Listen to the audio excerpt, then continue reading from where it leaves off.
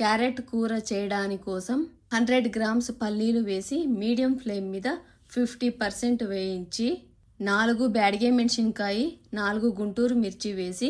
అర్ధ స్పూన్ జీలకర్ర 1 స్పూన్ ధనియాలు 10 మిరియాలు వేసి